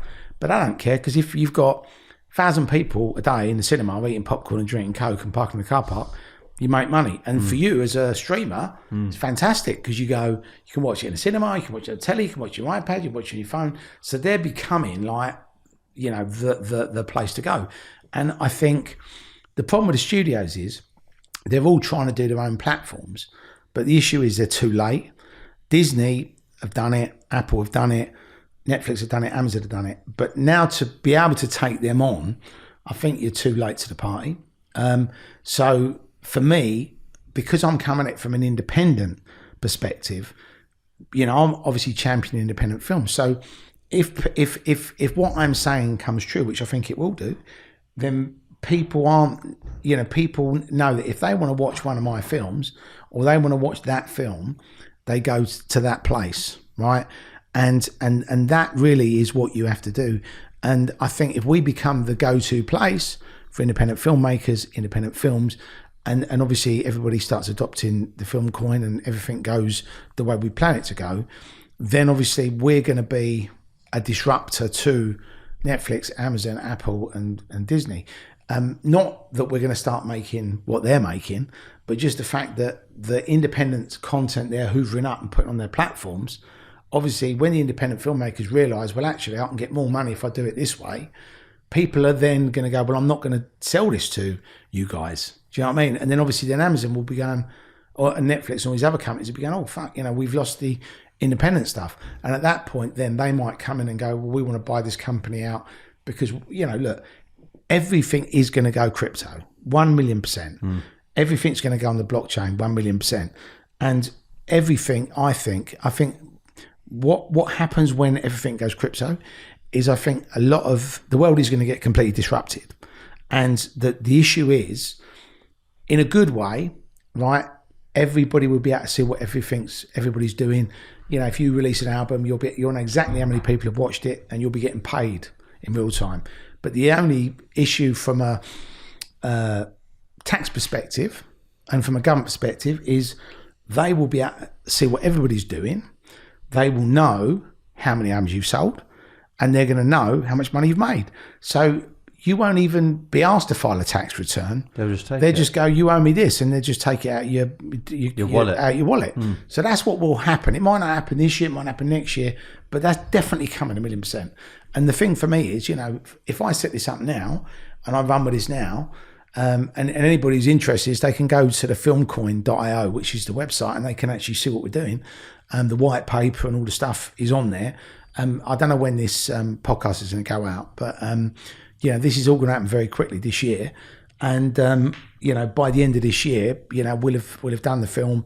We'll be on the exchanges. We'll be rolling, and then all of a sudden, people will be going, "Oh, right, so they've actually done that." And then obviously, we don't know the level of success it's going to achieve or how big it's going to go, but because there's nothing like this in the market, and we're not just launching another token, we're launching it from day one with a utility, and we're actually going to be making films with it. It's not like we're investing in other people's content or we're going to do something else with it. We're actually going out saying this is what we're going to do. So obviously once we've done that, people go, wow, they said they were going to do it, they're actually doing it. And obviously this also opens up the world because there's a lot of independent filmmakers worldwide, and I think once we've done Tales from a Trap as a low budget British indie, that becomes a big success and makes a lot of money. Then you have people going, well, if they can do that with a relatively small cast, British centric, what would happen if they did an international film with Tarantino or with Spielberg or someone like that? And they're also going to think, well, actually, I want to do one of these because, the reason Scorsese did The Irishman with Netflix is because Netflix went, we want to do this movie, here's the money. Do you know what I mean? So if we're in that position where we can green light stuff, and if you want to make a film, some independent filmmakers will happily be told how to change the film to fit in with what the buyers want. But that then doesn't become an independent film. It becomes a film that you've developed, that you've come up with, but it's been basically changed to fit other people's ideas. So you lose your independence. What we're advocating is that we actually don't want to do that. We actually want to say, if this is a film you want to make and we like it, we want to do it and we want to release it. And the beautiful thing is nobody's released a film as an NFT, right, on the scale that we're going to do it. So once we've done that, obviously we haven't traditionally released a film. So if we decide, actually, we will put it in the cinema, or actually we will put it on Apple or Amazon or Disney or Netflix or Amazon, we can still do the traditional release. But obviously we're going to go in the door and say, we've released this in NFT, we've sold 500,000, 1 million, 2 million, 5 million, however many copies of it. So that demonstrates there's a market for this film. So that then makes them go, great, well, we want this on our platform because we've got 216 million customers in Netflix's, that's how many customers they've got worldwide. So for them, they're going to go, well, we want this. But then obviously then we get our content on something like that worldwide. So then that just means, wow, this is a new way of making movies, distributing movies. And look, the bottom line is, because I said to you earlier, when you release a film independently, there's always the risk you don't know what it's going to do. Doing it this way, you've got all these other different ways of monetizing it before you actually release it. So, if we actually can make money out of the film before we traditionally release it, then we've got a head start. And then obviously as that money comes back in, that means that all of the creatives get paid their net profits, and that means that then we have money back in the company, so we can then go and make another film. So it's literally like a self-funding mechanism. So that's what I want to create, because then, you know, we don't need, you know, to raise any money. We can just use that model, and, you know, we can monetize it. And if people want to get involved, they can go and buy Film Coin. I know a few footballers who are clients of mine and also friends of mine now who know you very well, and they've approached me and said, look, what you're doing is pretty second to none, and I know they've bought into it, so it must be a good thing. You know, you've always been very ambitious, Terry, so by the time you're 60 years of age, right, what do you want to achieve from business and from life? Well, I see, for me, I don't actually feel any different to, I mean, I feel, obviously, if I go for a run now, I don't feel as fit as I did when I was 18, but I don't feel any different. And I think if you look at it, you know, when I'm 60, I would say by then I will have won an Oscar. By then I will have done all the things that I've wanted to achieve. I think by 60, I will be sitting there going, I've done it all. What now do I want to achieve? But I think the beautiful thing about the film business or the television business or the content business is that whatever you do, right, even if you win an Oscar, even if you win a BAFTA, even if you make a £200 million film with, you know, Steven Spielberg, you'll then go, well, I want to make a £200 million film with Quentin Tarantino. I want to do a £200 million film with Martin Scorsese. Do you know what I mean? So I think in our business, you know, I don't ever see me stepping out. And to be fair, you know, look, for me, I could act when I was 80. I could produce a film when I was 80. So I personally can't see me doing anything other than films and television and acting. I can't see me doing anything other than that. But, you know, I think, you know, I think in a way I'm creating a legacy, because obviously when I die, I want my kids to go, wow, you know, the old man made a few movies. He had a go. And then hopefully that inspires them and their kids, if they have kids, to actually go, we want to do something good, you know. And I know normally in life, when somebody has a successful business, whether they're millionaires or whether they're multimillionaires or whether they're billionaires, it doesn't really matter. But you know, normally the kids don't follow suit, because, you know, they, you know, either take it all for granted or sit back and think, well, you know, we got some money coming, so yeah, we don't really have to work that hard. But what I've installed in all my kids is that work ethic. They see what I do. They see me in the office. They see me getting up at 5 a.m, going on film sets. They see me getting annoyed. They, you know, they can actually look at me and go, wow, you know, he works hard. And, you know, I've actually said to them all, I said, I'm doing this for you, right? I'm doing it for myself as well, but you're benefiting from this. So if I can send you to a good school, or you want to go to university and I can make that happen, that's because of what I'm doing now. So I'm going to create a better life for you, but, you know, I'm not going to give you anything. You've got to go out and take it. And I want them to have that work ethic. I want them to, you know, go, wow, how can I eclipse my dad? I don't want my kids living in my shadows. I don't want my kids to follow in my footsteps. I want them to go, well, how can I outdo my dad? What can I do or create so I can go, Dad, you might have done that, but I've done this. You know, it's not a competition. But I want the kids to get up in the morning and have a purpose and to achieve something, you know, because I think, you know, someone said to me, you know, what's the best part of making a movie?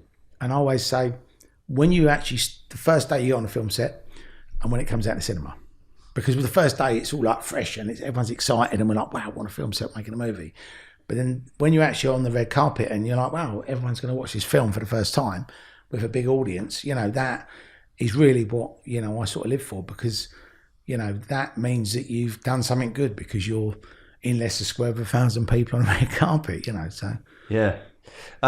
Tim Lovejoy was in here and he done a podcast with me, and the thing always stands out from the podcast, what he said to me, a bit of advice. He said, to get true happiness, you need 3 things in life. And this is the interpretation. I'm not saying it's right. It's just what he said, and it resonated with me. You need to find something that makes you money. Because if you can't put food on the table, you become unhappy. That's a fact. And money gives you choices. You need something that makes you stimulates you, the creative part of your mind. Yeah. And then you need something that gets you fit and healthy and well. So obviously training, in the gym, that could do that.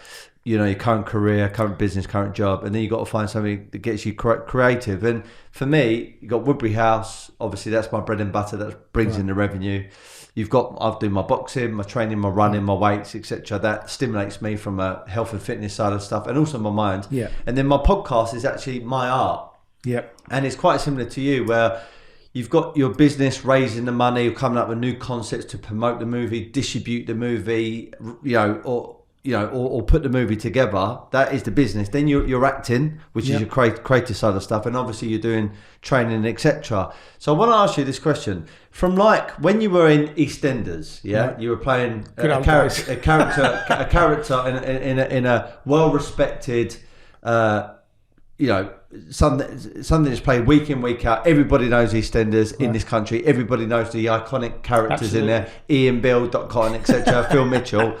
And then you've obviously done lead roles in really big films now that Netflix have obviously taken on. I think they've bought the rights for. You had Vinnie Jones working next to you. So like from being in EastEnders to a lead role, what one was better per se? What one did you enjoy the most, or what advantages did they have? What was the major difference as an actor, someone creating these characters? I think the exciting thing about being on EastEnders is obviously I grew up on that show, and I think the 2 episodes I was in was one of the most watched. I think it was 20 million people watched it, and it was when Alfie and Kat split up, and then Andy Hunter, who was the gangster, married Kat, and then Alfie Moon and Ian Bill turned up at the church, and we sort of was terrorising him. So that was very exciting for me, because I was like, wow, I'm actually going to be in EastEnders. I've been watching this for like all my life. Like a dream come true. Yeah, and but the problem was, I didn't really know what I was doing. I didn't go to, I'm not a lovey that went to RADA, so obviously, I really winged it getting that part, right? And I sort of went there and I didn't really know what I was doing, and that's being brutally honest. So I think the pressure of being on this massive TV show with all these, Shane Ritchie and Ian Bill and Dot Cotton, people that I've grown up with, and now I'm actually working with them. It was intimidating, and I think that the good thing was I got it, but the bad thing is I'd watch it and I'd be like, I couldn't even imagine doing that now. Do you know what I mean? It's sort of like I've been doing this for 19 years, so obviously as you go along, you get more experienced. And you look, and most people, if they want to improve what they do, they watch what they've done and they go, well, I could have done it differently. I needed to relax a bit there. I shouldn't have, more self-critical. I shouldn't have rushed the dialogue there. There was no rush. Do you know what I mean? But you're like, I can have Ian Bill. You know what I mean? But so I think I looking back on it in hindsight, it was a great experience. It was amazing being in EastEnders. But again, it was my first job. Didn't really know what I was doing. Didn't really have any confidence. It was all a bit like, wow. It was a bit like that. Whereas going forward to when I did my first lead role, because of COVID, again, another positive thing that's come out of COVID, there was nothing open, right? So I couldn't go anywhere. Couldn't see anybody. I couldn't do anything other than train, learn my lines, and then, just getting that mindset. So no distractions. And because I had to film in a bubble, when I went to Essex, I had to go and live in Essex for 5 weeks. So I moved into a hotel and it was just me, the tins of tuna. I had all my training plans and stuff. And it was just wake up, go for a run, have breakfast, learn my lines, go on the set, come back, have something to eat, learn your lines, go to sleep. And it was like that. And then Sunday was the day off. And then I become really good friends with the people at the hotel in Southend. And we had a real laugh. And they're beautiful Indian family. And they went, look, we want to adopt you. So I said, no problem. And they said, well, on a Sunday, all the family come around and we all just cook a load of food. And I was like, sign me up. So I'm sitting there and there's all these chicken brownies, prawn dansak, keema naans. I mean, it was great. It was just like conveyor belt of Indian food. So I was in my heyday. And And, one Sunday they went, we'll do that in the evening, but shall we have a roast? It was like, yeah, lovely. So they looked after me. And, for me, I think when I look at that film now, I'm happy with the performance. There's nothing I could have changed. I would change. And I look at it and go, why was I so good in that compared to when I was in EastEnders? And I think, well, I've got 19 years of experience. That's obviously a big kicker. But I think also having that focus where you're not going home from the film set, you're not being told the kids have this, the kids have that, the wife's saying, about this, that and the other. There's no stress, right? You're just in the zone. Do you know what I mean? You're not talking to anybody. You're just doing your own thing. The only people you're talking to is the actors. You get your little community on the film set. So it was like literally being in a bubble. And it was fun because obviously when they locked everything down again, we were still like having dinner parties, having a laugh. There was like 100 people on a film set. So for us, COVID didn't exist. We'd all been tested. We're all tested weekly. We're all, in our bubbles. So nobody got COVID, right? But then when I come home, I think I come home on the 19th of November. And it was really weird because I sort of like turn up at the house. Right, I'm home, what we doing, blah, blah. And everyone's sort of like that. Get a takeaway. And it's like, and I'm all excited. I've been on a film set. And they're all going, we've just been sat indoors, watching the telly. And it was, I've got to say, that homeschooling thing was just fucking the worst thing ever. It was like, having to sort of have a kid sitting in front of a computer for like 9 hours a day, trying to learn stuff with a teacher remotely. I mean, it just didn't work. And I think it's good to have had that because it was that or nothing. Do you know what I mean? But I think that really did like mentally scar a lot of kids. I believe it did. And if you haven't got a computer or you only have one computer in the whole house and your mum and dad are trying to work, I mean, it was a nightmare. Yeah. But unfortunately that's what happened. But that was a stressful time for that was one of the big stressful things for us because we had 3 kids at school, all, doing home learning, homeschooling. My wife was literally going up and down the stairs, trying to, mum, can you help me? Mum, can you, she was like a waitress, a chef, childminder, a teacher, my wife, and then obviously her own person. But, the pressure that was put on her, I mean, obviously I helped out where I could, but, it was, I looked at it and I was like, wow, and it went out to a lot of, I was actually thinking, if you was a single parent and you had to do all that and you didn't have any help and you was, not particularly, you was skint or, you're trying to put food on the table or, you're trying to work and all the kids are going, oh, mum, can't get on the Wi-Fi, oh, mum, the thing's crashed, oh, the teacher, can you help with this? And I mean, the pressure that people were put under, Yeah. I mean, the pressure we was under was horrible. And I just thought, wow, imagine, and you try and put yourself in other people's shoes. And I do think, that mentally scarred a lot of people. And you can see it now, when you walk down the road, people are still wearing masks outside and people are still driving around in cars with masks on. Crazy. And they're petrified. Yeah. They're still petrified. And you talk to people and they're like, I'm really worried about, and they've had COVID, they've had the vaccines, but they're still petrified of it. So the government have, frightened the life out of a lot of people, and a lot of people have kind of gone, okay, well, we don't need to wear masks now. I've had COVID, I've had my jabs, taken my mask off. And they've just gone, okay, we've got to live with it, which is obviously the sensible thing to do. But I think, unfortunately, where the government done such a good job in frightening people, I think I don't know what the percentage is, but there's a lot of people that are still not going out. There's still a lot of people that are sort of living in fear of this thing, so... Yes, it's sad times. I want to ask you just one thing. So like a young man, young female, look at film actors and they see the money, see you on set and stuff. And what actually comes with that territory is you gravitate towards very high profile people. I know very well that the likes of John Terry, for example, right. Conor Benn, high profile boxer, Vinnie Jones. I mean, I can list so many people that and it's almost like, wow, that's fucking cool. But what is it like, knowing these people? I mean, making the money and doing the films is one thing, but having these people in your circle, right. What is that like? I think it's nice. I mean,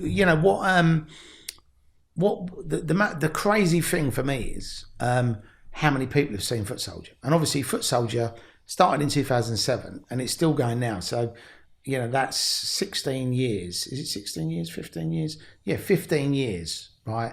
That franchise has been going. And obviously, my character's been in all of them, apart from the second one. You know, obviously, as it's gone on, my characters got bigger and bigger until I'm now playing the main role. And I think, you know, a lot of people love the film. And I just think when you're out and about, whether you're at premieres, whether you're at dinner parties, whether you're just, you know, in somebody's presence and you happen to bump into somebody, most of these famous people are just like us. Do you know what I mean? They're not, they still go to the toilet, they still, you know, brush their teeth, they still fart. You know, they're just exactly the same as us, except, you know, they might have a little bit more fame or a few more followers or a bit more money. But I think what they tend to do is, you know, they get excited, right?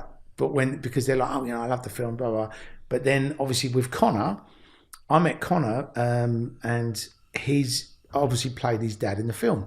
And he was like, I've always wanted to be in a movie. So for him, you know, this sort of, he obviously made his dream of being in a film. And after the last one, he actually said to me, he said, you know, obviously my focus is on boxing and becoming a world champion. But he said, I actually like acting. So he said, if there's something you do that I can do, you know, I'd love to be in something else with a bigger part. But he's actually good. You know, it's not just, I'll put Conor Benn in the film because he's got a few followers and he's a boxer that people like. He can actually act. So for me, that's an easy choice to make. And, you know, I mean, John Terry, you know, I've only sort of really got to know him in the last year because he moved near us. And, you know, he's a lovely man. His wife's great. And we had a good laugh. They grew up, you know, they was sort of raving, I think, in the Garage Nation days. Yeah. And when you talk to a lot of people, like we had Ferdinand, Ashley Cole, see, I'm not into football. So I know John Terry is obviously, but I didn't know who Rio Ferdinand was or Ashley Cole was because I wasn't into football. When I was promoting the clubs, I was in my 20s and I was just like boxing. You know, if Mike Tyson walked in, I'd have been like, it's Mike Tyson. But you could have had 5 footballers walk in and I wouldn't have known who they were. So even though these people come to my raves, I didn't know who they were. I was just like, well, mate, you know, and I think all the people that I've met that are famous, and, you know, some of them I'm in awe of because I'm a fan of them. And sometimes they go, oh, I love your films. You know, it's really good to meet you. You're a really funny bloke, whatever.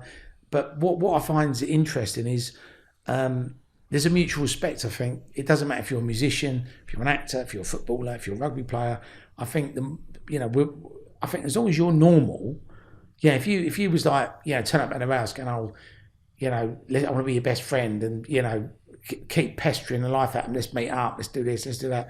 I think they'd be like, but I think if you're just yourself with them, and I think for them, they want normal people in their circle. They don't want, you know, super fans or, you know, I met Zinzan Brooke when we went to my son's school. I did this thing when they said, oh, you know, we're going to do a meet and greet with the mums and dads. We're going to go and have some drinks. And I was like, oh, do we really have to do this to my wife? She said, oh, you know, it's good. You should come and say hello to the, you know. So I said, all right. So I'm sat next to Zinzan Brooke. And Zinzan Brooke is about 6'8", and he's got to be 25 stone. His head's like this big. And I'm sitting there looking at him, and I'm thinking, this geezer's a big unit. He's got to be a boxer or something, right?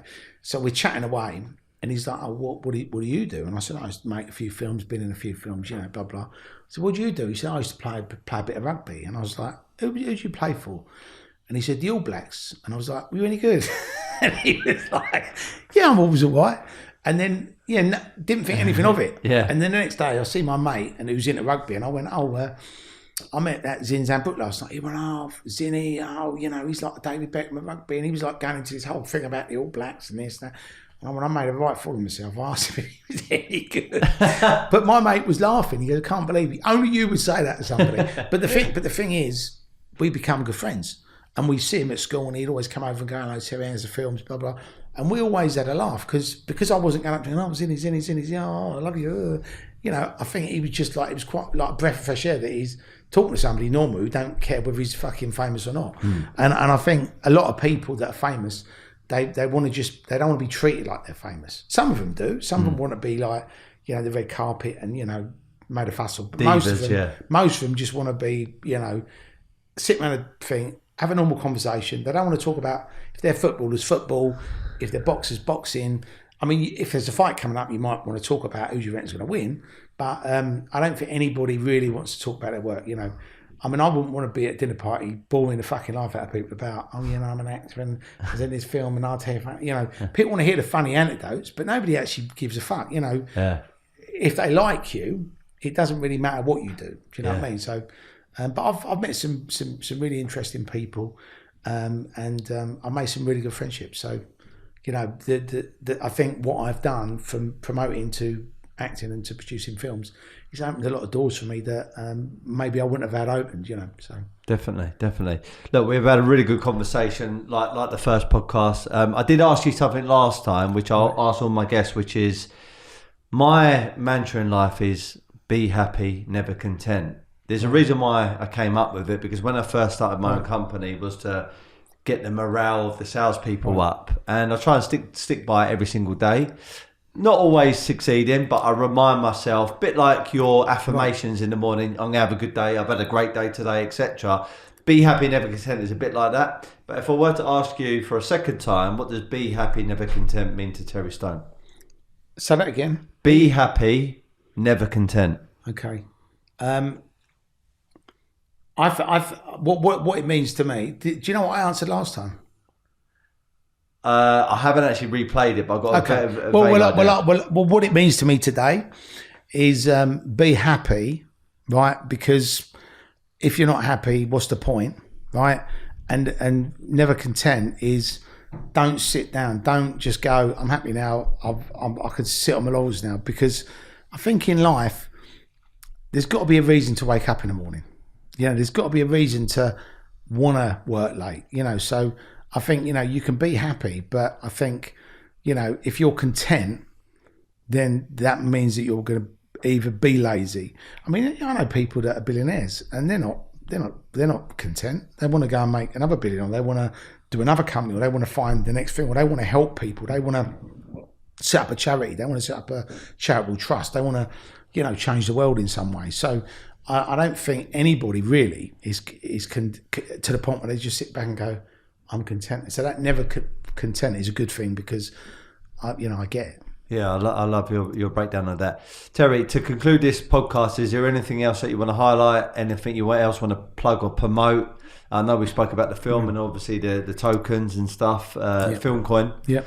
Anything else, or anywhere they can find you and follow your journey? Well, obviously I'm on Instagram as Terry Stone Official. I'm on Twitter as well, Facebook. And there's two films that I'm finishing off at the moment. One's about the UK garage scene, called 25 Years of UKG. That's going to be really good because it's got everyone from So Solid to Heartless Crew to MCDT. Annie Joshua's even doing a bit in it as an MC. So we've got some really nice people in that, Luck and Neat, Knockside and Neutrino, like everyone you can think of that means anything out of that era. And we're also finishing off another feature film called The Last Heist, which is, I describe it as a British Reservoir Dogs, but it's got a twist in there's an afterlife component to it. So it's never been done before. So I'm very excited about that. And I have actually got my own mantra as well. Far away. Can I swear or not? Of course you can. Okay, don't be a cunt.